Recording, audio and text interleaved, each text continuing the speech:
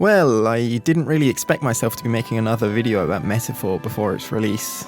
I figured that my prior video about the game pretty much already provided an accurate overview of it.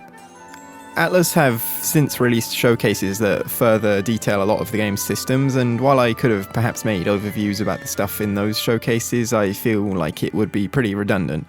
If you want to hear about that stuff, just go watch the showcases. As time has passed though, I've remained totally obsessed with the game, and had a lot of thoughts about it that I've not shared with anyone else at all because, well, social anxiety is very fun. These thoughts are all kinda scattered, and any of them on their own wouldn't really be enough for a video, and yet I would like to discuss them since it'd be something fun to do while waiting for the game. So I figured I could do something a little different with this video and make it a series of little mini discussions about these various thoughts I have, where I explore things that I find exciting about the game, as well as my hopes for it and even a few concerns. With that out of the way, I might as well get started now. Ever since it was mentioned back in that interview video thing in December last year, one of the most exciting things about the game for me has been the system of travel that the game will use, where it's tied to the in-game progression of time. Not only does it sound really interesting from a gameplay perspective, but I also like the idea of a journey across the kingdom as a framing device for the story.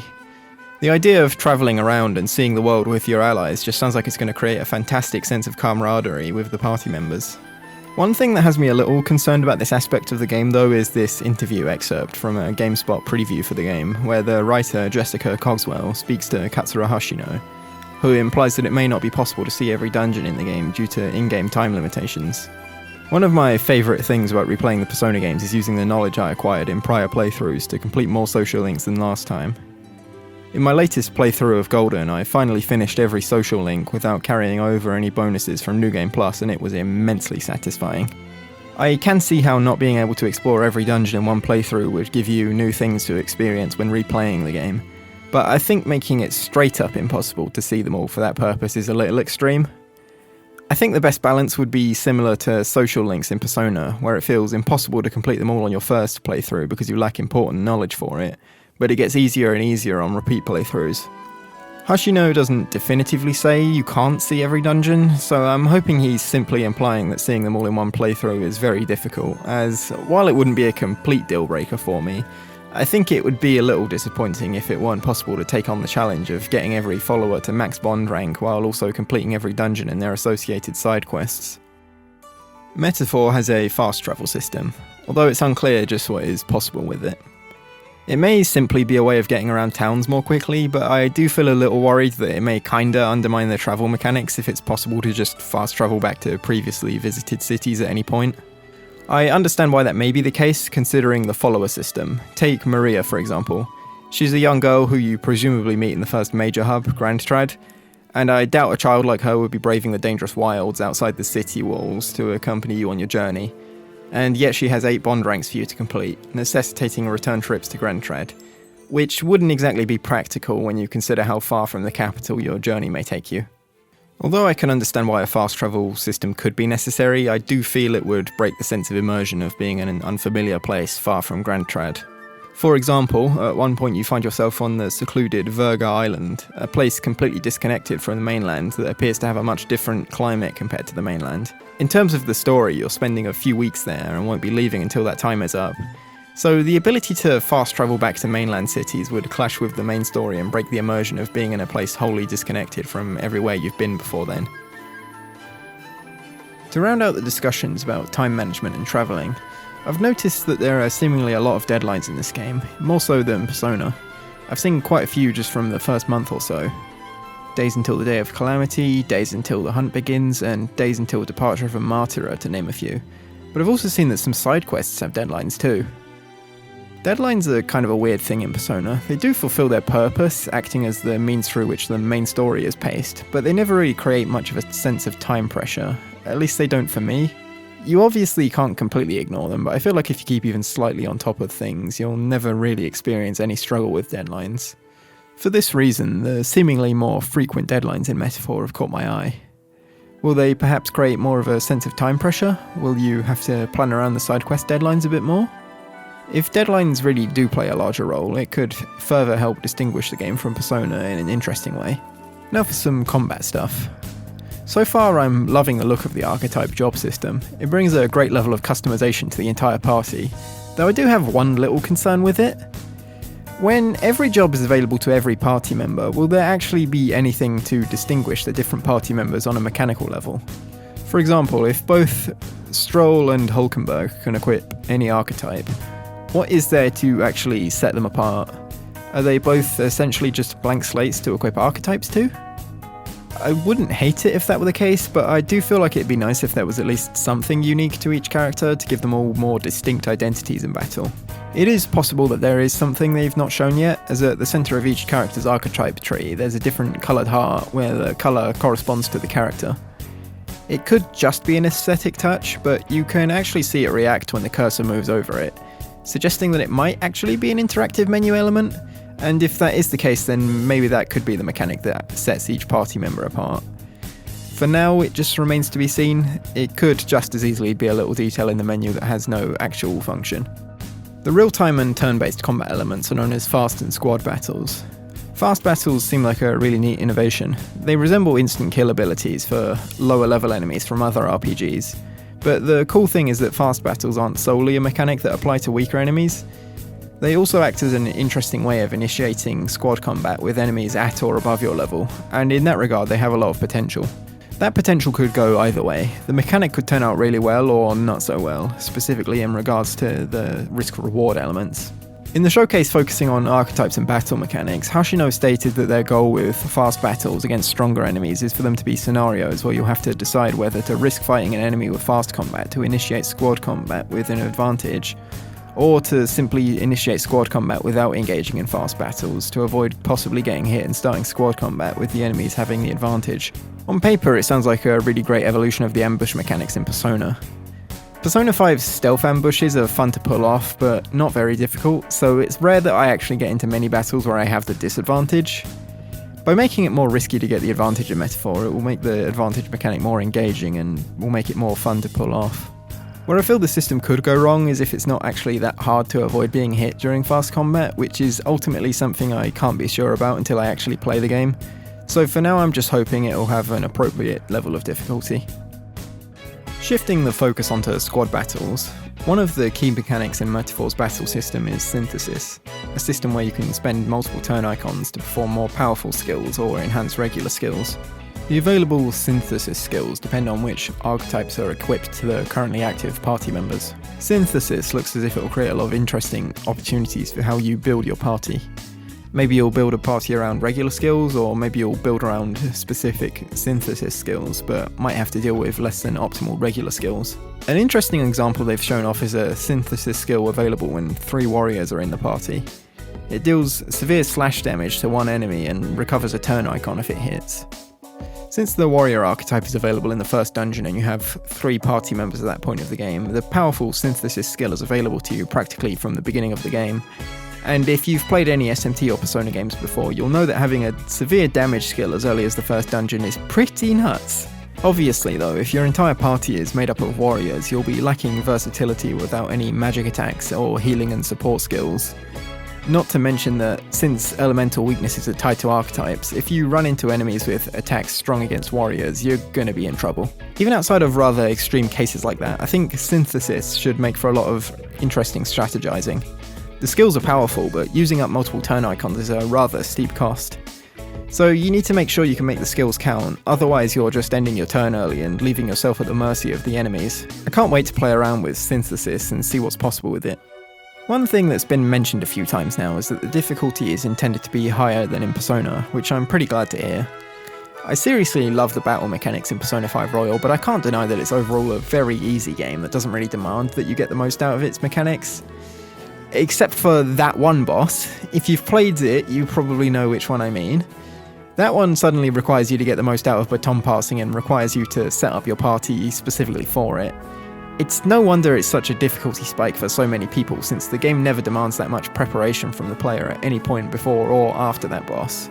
Even playing on hard didn't really make Royal that much more difficult compared to normal, and I found that a bit disappointing. Then there was Persona 3 Reload, a game that I found to be absolutely broken in the player's favour. As soon as you refuse Siegfried, the game is pretty much over as you start one-shotting Tartarus bosses with his ridiculous fusion spell and practically guaranteed critical hits. Because of all this, the idea of a game in a similar style to Persona but with a higher level of difficulty is quite exciting. I can already see how it'd be harder since it's using the press turn system, which is a lot more punishing with mistakes. Plus, Metaphor is even doing something I've wanted Persona to do for a while now, which is letting the protagonist get KO'd without causing a game over. I would vastly prefer it if Persona simply removed that annoying game over condition and made the games harder to compensate for it, and that looks to be exactly what Metaphor is doing. The next things are about the followers you'll meet in this game. One of my favourite additions in Persona 5 were the abilities you'd unlock from spending time with confidants. There was always value in completing social links before, but admittedly a simple boost to the XP burst when fusing personas wasn't the most exciting reward since it was just the same thing every time. Persona 5's confidant abilities were such a brilliant addition because they rewarded you for ranking up confidants in a way that was both more exciting than the XP boosts and way more varied. Every confidant's abilities had a general focus, so if you wanted lots of different abilities for versatility, it encouraged you to spend time with all of the confidants. Sure, some of them weren't as useful. Oya's abilities definitely come to mind, but for the most part I'd say that all of them had some utility. One of the things I've wanted to know as soon as Metaphor was announced was whether the abilities would be making a return, and it's finally been confirmed in the most recent showcase. As you can see that getting to Bond rank 1 with more not only unlocks the Seeker archetype for research, but also unlocks an ability called Bright-Eyed Student. What this ability does is unknown, but the fact that it exists would suggest that archetypes aren't the only rewards for Bond ranks. As for what some of the other abilities could be, it still remains to be seen, though I do have some theories regarding one follower. Hashino has said that spending time with Nurus, the pilot of the Gauntlet Runner, may cause changes in the Gauntlet Runner itself, which could suggest that some of his follower abilities could be upgrades for it. Perhaps making it faster, for example, in which case that seems like a very good ability to prioritise unlocking early on. It's also worth noting that when these changes are hinted at, they show footage of the Gauntlet Runner crossing the sea, which may be a capability you need to unlock by bonding with Nurus. To continue on with the topic of followers, I'll be crossing into story territory now. These things aren't major spoilers, but if you want to go into the game as blind as possible, you should probably stop watching now, since all the stuff from here on in this video is related to the story and characters. Something I noticed in the story showcase was that some of the non-party followers were appearing in story scenes, like this scene here after you've met up with Grias and are recovering after the events of the protagonist's archetype awakening. Maria is present, and she appears to know Grias quite well, suggesting she may be linked to the main story somewhat. The same is true of Katharina. Katarina? I'm probably saying that wrong, I don't know. You meet her in the first dungeon and form a bond with her after helping her. Later it appears that she's stepped into the election race as a rival candidate and even fights you because of it, which should make for an interesting set of bond ranks. As for other followers like this guy, Alonso, it's unclear if he bears any links to the main story, but it's definitely possible. I think this is a great way to separate Metaphor from Persona. The non-party social links in Persona aren't related to the main story. They do bear some thematic links, but that's about it for a lot of them. So I think a set of much more story-focused followers could make for an interesting change to what we're used to. From here on, I'm now going to be talking about a lot of general stuff to do with the story and characters. I make no secret of the fact that I adore Persona, but because of that I'm also not afraid to be critical of things about the games that I'm not a huge fan of. Specifically, I feel like Persona, going from 3 to 5, has developed some bad tropes along the way that I wish they'd just axe. The first of these tropes are the mascot characters. Is anyone actually asking them to keep putting these in every game?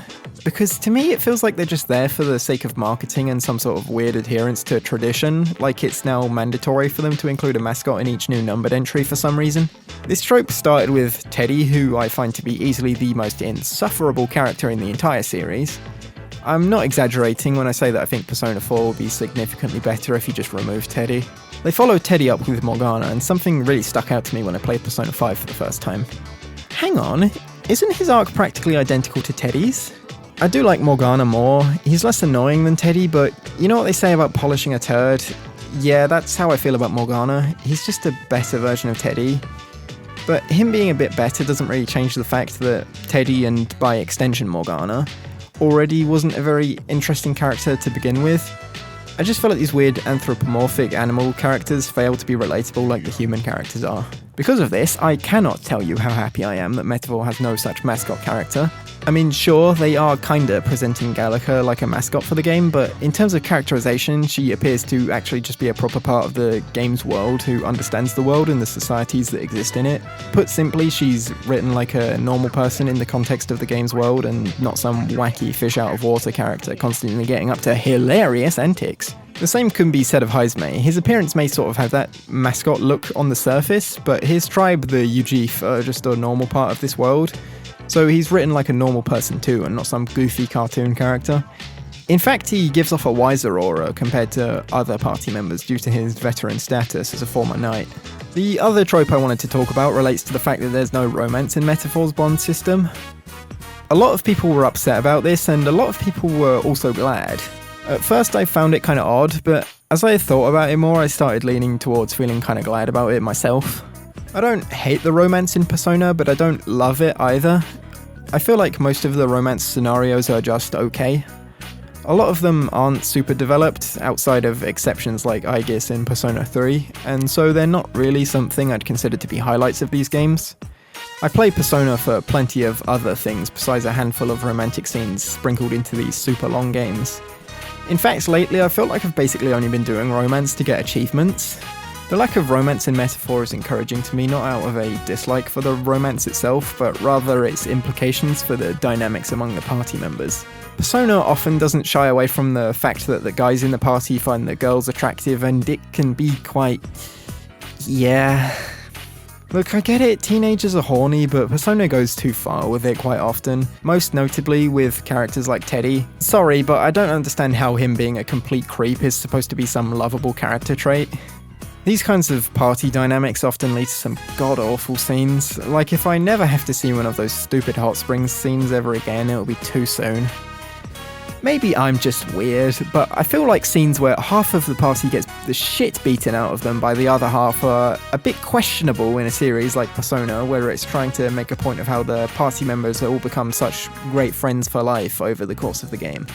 The stated reason for there being no romance in Metaphor is that the game isn't about teenagers and that the nature of the protagonist's relationships is different, being bonds between someone striving to become king and his supporters, rather than the more casual bonds seen in Persona. I'm hoping the fact that they're specifically stating that these characters aren't teenagers is reflected in how they interact, and we won't get any of the embarrassing stuff from Persona. If we have to get rid of romance to have that, I'll gladly make that trade as someone very indifferent to its inclusion. I really don't see the lack of romance as a big deal. People act like it's removing a key element of Persona, but Metaphor isn't Persona. Even if it bears similarities, so why should it have to follow Persona's conventions? I'd understand that argument much more if it was Persona 6 that suddenly removed romance, but in this case Metaphor isn't removing anything. It's a new IP. Ever since the second trailer, it's been obvious that the game's English dub is different from dubs seen in most other games, since the majority of the voice actors are British. For a lot of people, I imagine it brings Xenoblade Chronicles to mind, which was the case for me, although I felt there was one difference. The voice direction just seems to be a lot better. I don't know, I just feel like Xenoblade could have some odd line deliveries which would make a lot of scenes unintentionally funny. Obviously, I've not heard the majority of the voice acting in Metaphor since it's not out yet, but I like what I've heard of it so far. These kinds of English dubs are interesting because a lot of the voice actors aren't super prevalent in games, since they mainly have backgrounds in theatre. Having played quite a lot of games, I've started to recognise voice actors a lot more now, especially in Atlus games. So a fresh new cast lending their voices to Metaphor sounds cool. Some of them have made a pretty strong impression already. The voice actors are still unknown, but whoever is voicing Luis sounds amazing and I can't wait to hear more of him in-game. Something that's very clear from everything we've seen so far is that there seems to be a lot of characters in this game. It makes it look like the main story will have a very large scope, unlike anything seen in Persona. Am I expecting every single one of them to play a vital role in the story? No, but at the very least, it looks like the story will have a lot of moving pieces. Even if they're not super important to the story, all of those rival election candidates will still seemingly have a large presence, as the travel map shows rival gauntlet runners on it. I imagine you'll be able to run into them, which would add a lot of flavour to the act of travelling around. Persona 5 was probably the biggest of Hashino's Persona games in scope. I mean, Persona 3 was kinda big too, but it's presented in a more sort of understated way. Metaphor looks to be going even bigger than Persona 5, so I'm really curious to see what the story will be like. One of the things I'm easily most excited for about the game's story is the antagonist, Luis. Luis is the man who sets the game's events in motion by assassinating the king, and is the protagonist's primary target since he was also the one who cursed the prince, which can only be undone by killing Luis. Luis is immediately different from the main antagonists we've seen in Persona based simply on the fact that we already know who he is. Persona usually keeps its antagonists a mystery. There isn't really a main antagonist in 3. 4 is a murder mystery, so obviously the killer's identity won't be revealed immediately, and the main antagonist in 5 isn't really even on the party's radar for the first few story arcs, aside from a few references to some larger antagonist in the background. Because of the fact that he's clearly an enemy of the protagonist, he's allowed to have much more presence as an antagonist rather than the game keeping him a secret for much of the runtime, which will be a very different dynamic compared to Persona's antagonists. I'm very interested to see what kinds of interactions the protagonist will have with Luis, and I do believe they'll interact. This scene here from one of the trailers shows them meeting, and based on the party members present, it doesn't appear to happen super late into the game, so I don't imagine the story will just be spent fruitlessly chasing him. A recent statement by Hashino has me thinking that Luis will be even more present than I initially believed.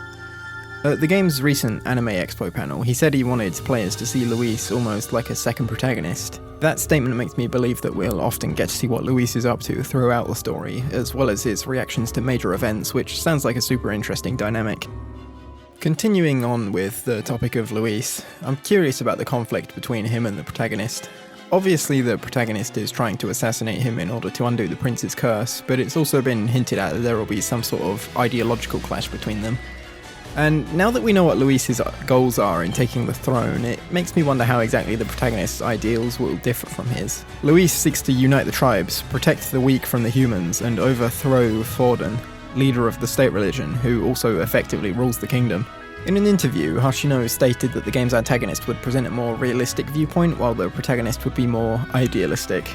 Although, based on what we've heard, Luis sounds fairly idealistic too, seeking to overthrow the current system of governance and ending the long-running prejudice between the tribes. I'm definitely curious to see how the protagonist will conflict with Luis beyond just seeking to save the prince. This last thing is just for fun, but I've thought about potential sequels and what approaches they may take. Obviously I'm not expecting word on any potential sequels for years to come, but I do believe that sequels are quite likely. Atlus have said they want Metaphor to be a third pillar for the company alongside Shin Megami Tensei and Persona. Both of those are full series, whereas Metaphor is just one game, and if they didn't intend to make any follow-ups to it, it alone standing as a third pillar just sounds a bit odd.